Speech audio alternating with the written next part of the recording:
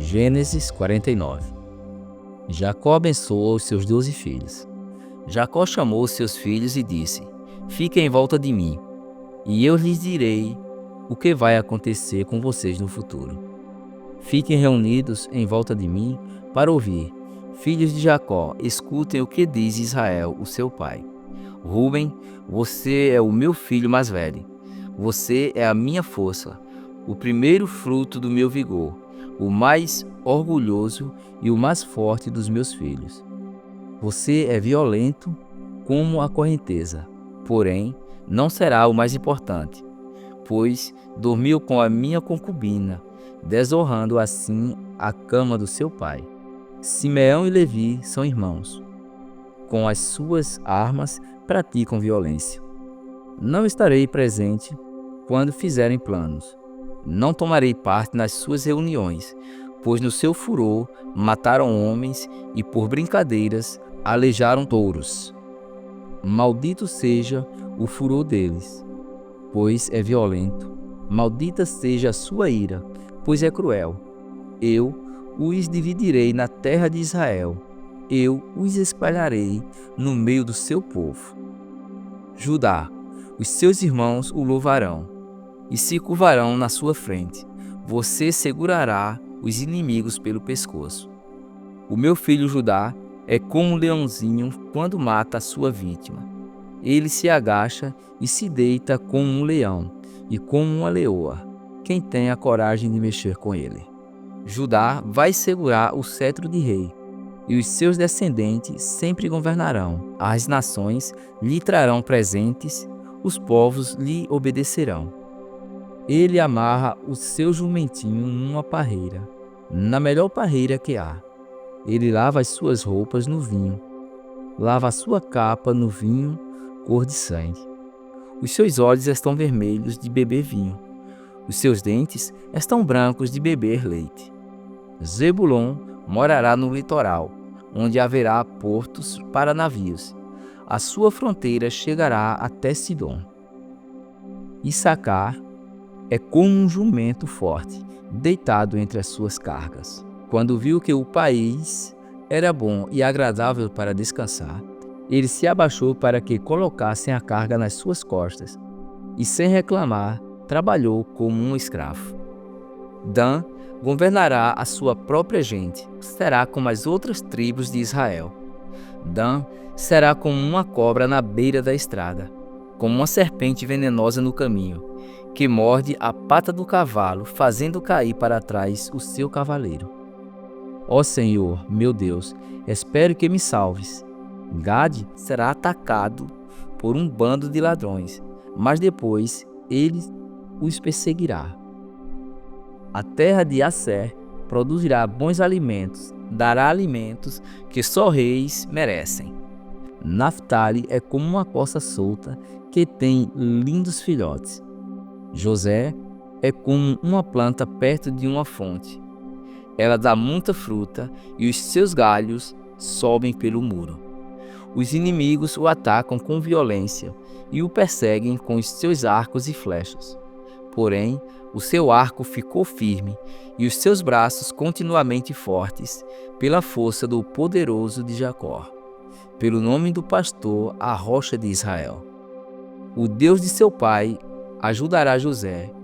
O Todo-Poderoso lhe dará bênçãos, bênçãos do alto céu, bênçãos de águas que ficam debaixo da terra, bênçãos de muitos animais e muitos filhos, bênçãos de cereais e de flores, bênçãos de montanhas antigas, coisas deliciosas dos montes eternos, que todas essas bênçãos estejam sobre a cabeça de José, sobre a testa daquele que foi escolhido entre os seus irmãos.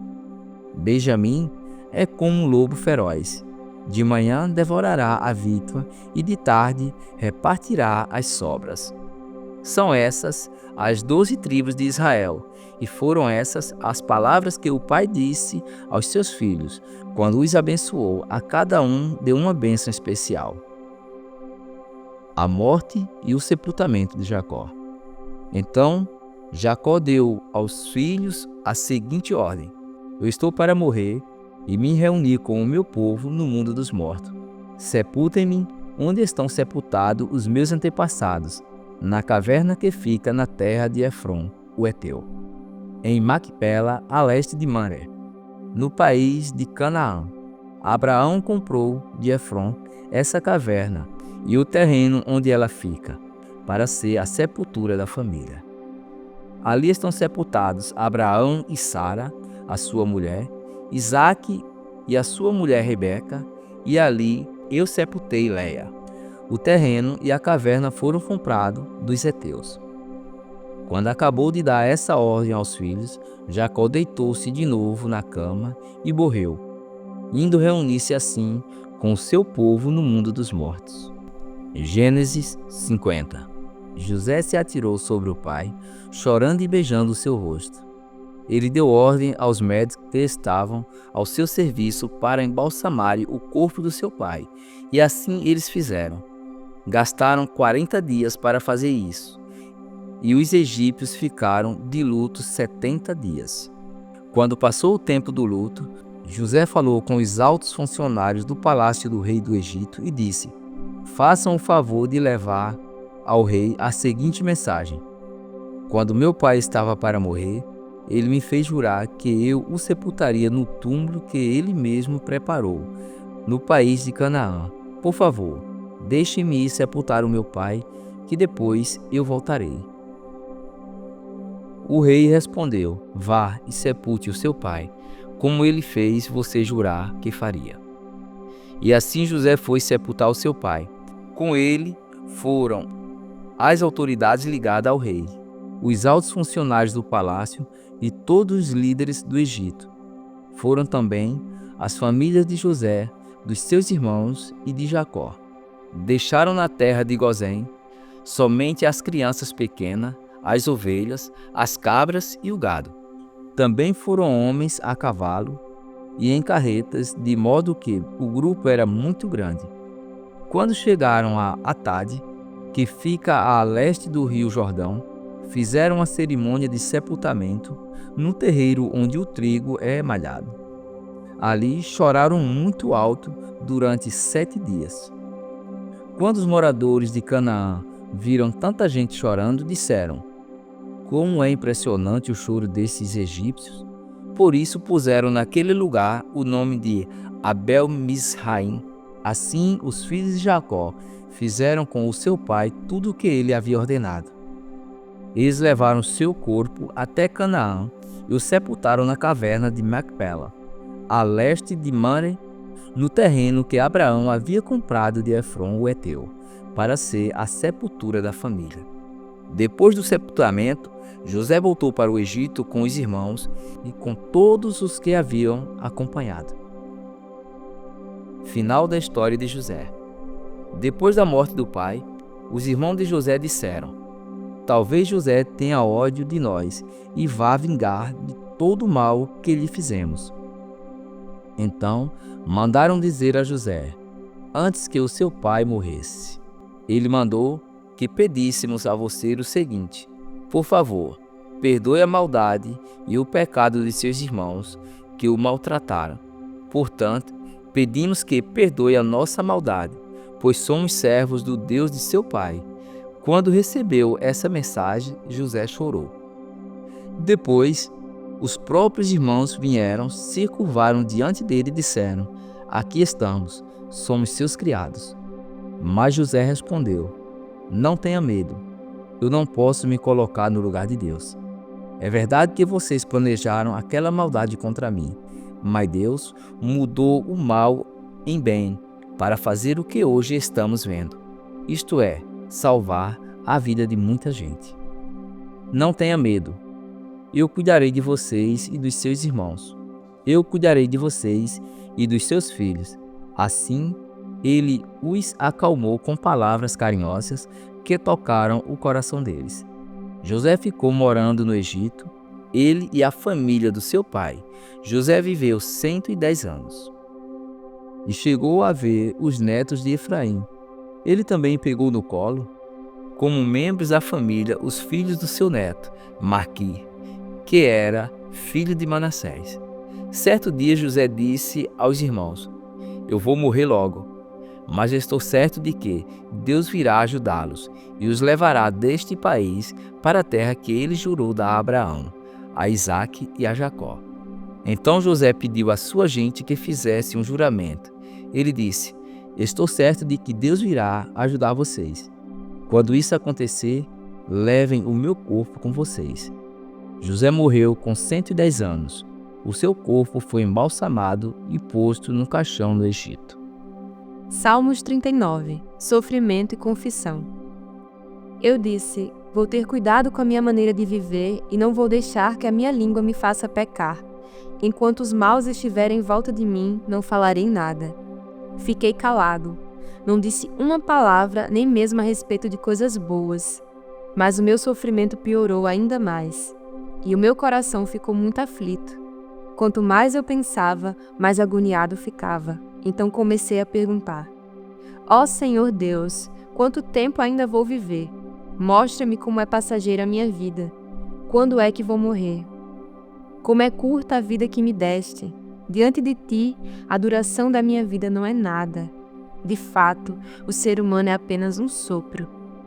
Ele anda por aí como uma sombra. Não adianta nada ele se esforçar. Ajunta riquezas, mas não sabe quem vai ficar com elas. E agora, Senhor, o que posso esperar? A minha esperança está em ti. Livra-me de todos os meus pecados e não deixes que os tolos zombem de mim. Não falo, não digo nada, pois foste tu que me fizeste sofrer assim. Senhor, para de me castigar, pois estou quase morrendo por causa das tuas chicotadas. Tu nos repreende e assim nos castigas por causa dos nossos pecados.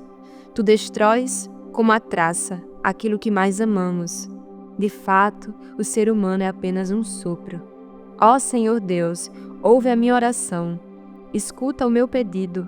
Não te cales quando choro. Como todos os meus antepassados, sou teu hóspede por pouco tempo. Desvia de mim o teu olhar para que eu possa ter um pouco de felicidade, antes que eu vá embora e não exista mais. Hebreus 5. Cada grande sacerdote é escolhido entre os homens e nomeado para servir a Deus em favor do povo, apresentando a Deus ofertas e sacrifícios pelos pecados. Como ele próprio tem as suas fraquezas, pode ter paciência com os ignorantes e com os que cometem erros. E porque ele mesmo é fraco, precisa oferecer sacrifícios não somente pelos pecados do povo, mas também pelos seus próprios pecados. Ninguém escolhe para si mesmo a honra de ser grande sacerdote. É somente pela vontade de Deus que um homem é chamado para ser grande sacerdote, como aconteceu com Arão. Assim também Cristo não tomou para si mesmo a honra de ser grande sacerdote. Foi Deus quem lhe deu essa honra, pois lhe disse: Você é o meu filho, hoje eu me tornei o seu pai. Em outro lugar das Escrituras Sagradas, ele também disse: Você será sacerdote para sempre, na ordem do sacerdócio de Melquisedeque. Durante sua vida aqui na terra, Cristo, em voz alta e com lágrimas, fez orações e súplicas a Deus, que o podia salvar da morte. E as suas orações foram atendidas, porque ele era dedicado a Deus. Embora fosse o Filho de Deus, ele aprendeu, por meio dos seus sofrimentos, a ser obediente.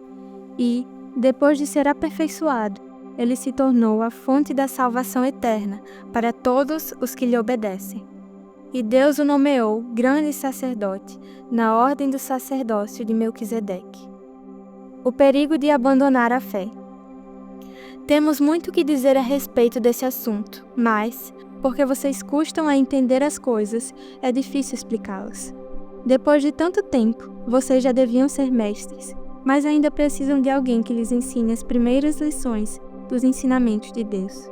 Em vez de alimento sólido, vocês ainda precisam de leite. E quem precisa de leite ainda é uma criança e não tem nenhuma experiência para saber o que está certo ou errado. Porém, a comida dos adultos é sólida, pois eles, pela prática, sabem a diferença entre o que é bom e o que é mal.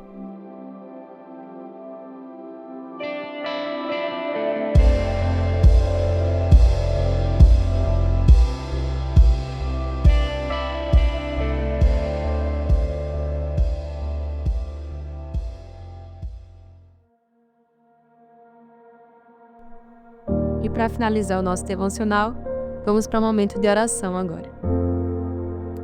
Senhor, nós te agradecemos por mais um dia na tua presença.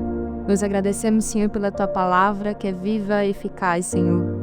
Nós pedimos, Pai, para que a cada dia a tua sabedoria possa estar presente nas nossas decisões, possa estar presente, Senhor, na nossa mente, no nosso coração, Pai. Nós te pedimos perdão por todas as decisões que muitas vezes tomamos longe da tua sabedoria e longe da tua presença, Pai. Mas nós cremos que o Senhor é rico em misericórdia e rico, Senhor, em nos perdoar, Pai. Nós agradecemos mais uma vez, Senhor, por estar na tua presença, por o Senhor estar conosco todos os dias, nos ensinando esse caminho, nos ajudando, Senhor, a amadurecer cada dia mais e mais e a crescer na tua palavra, Pai. Fica conosco, nos abençoa, guarda a tua palavra no nosso coração, em nome de Jesus. Amém.